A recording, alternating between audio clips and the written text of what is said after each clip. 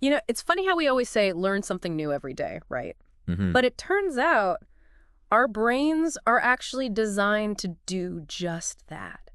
This whole deep dive into neuroplasticity has been a real eye-opener. It's like, forget what we thought we knew about our brains being fixed after a certain age. Right.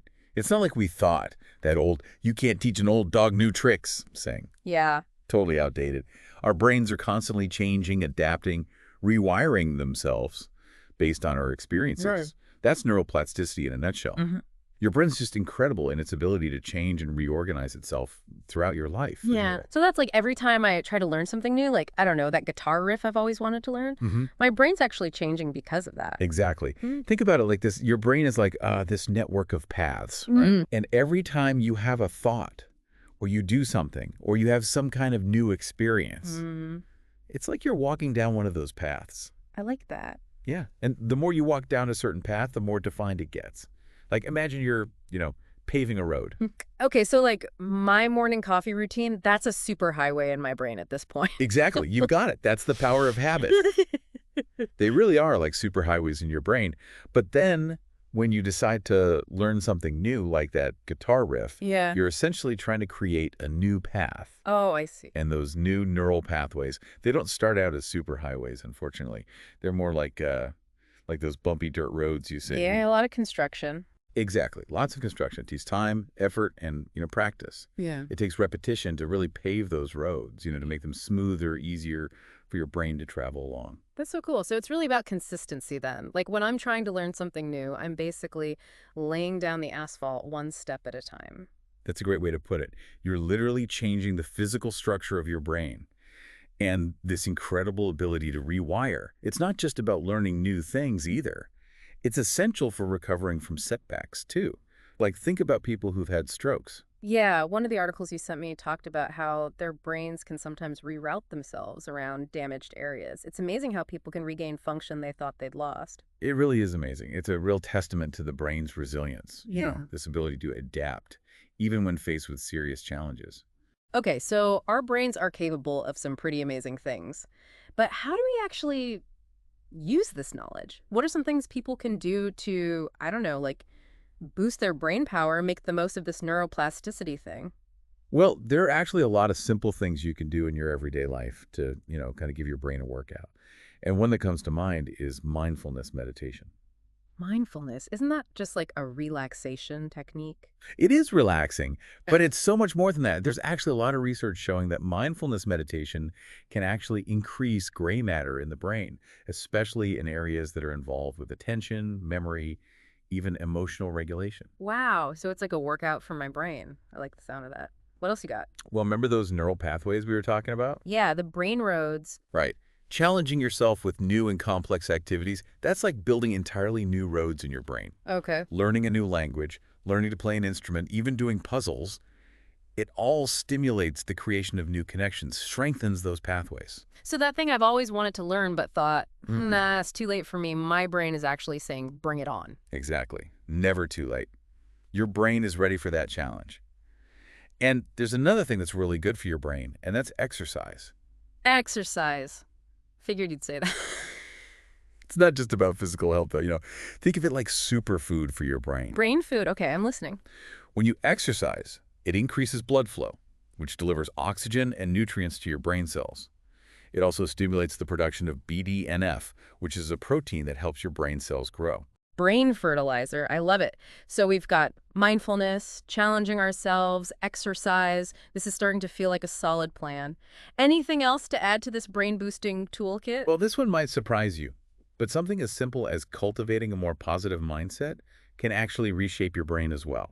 Wait, hold on. Are you saying that if I just, think happy thoughts, it can actually change the physical structure of my brain? Come on. You got it. It's true. When you focus on positive emotions, gratitude, joy, love, you actually strengthen the neural pathways associated with those feelings, which makes it easier to experience them more often. So instead of getting stuck in those negative thought loops, I can consciously choose to focus on the good stuff and rewire my brain for happiness. You got it. It's not that you want to just ignore the negative stuff. Right. Negative emotions are a part of life. For sure. It's more about like where you choose to focus your attention. You're giving your brain a workout, but in happiness. I'm into it. It's like hitting the gym, but for my emotional well-being. This has been so fascinating.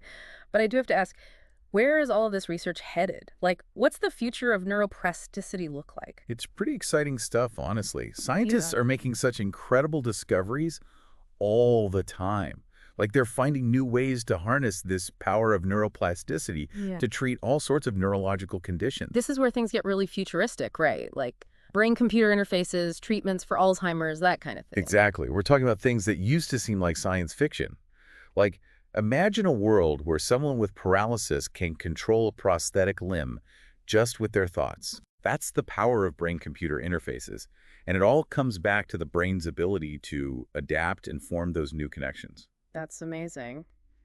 And what about something like Alzheimer's? Have there been any promising breakthroughs on that front?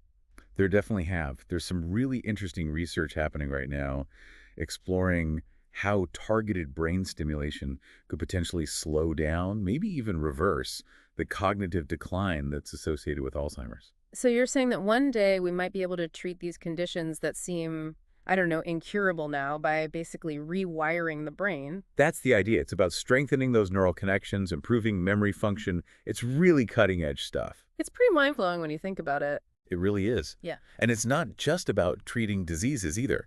This research could also lead to ways to enhance our cognitive abilities in general.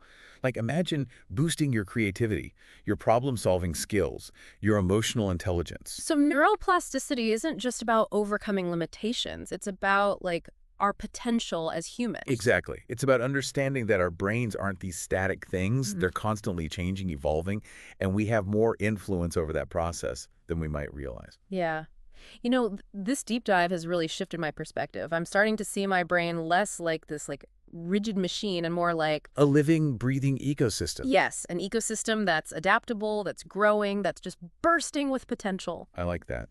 Yeah. And the really cool thing is you don't need a fancy lab or high-tech equipment to tap into that potential. It's about the choices you make every single day.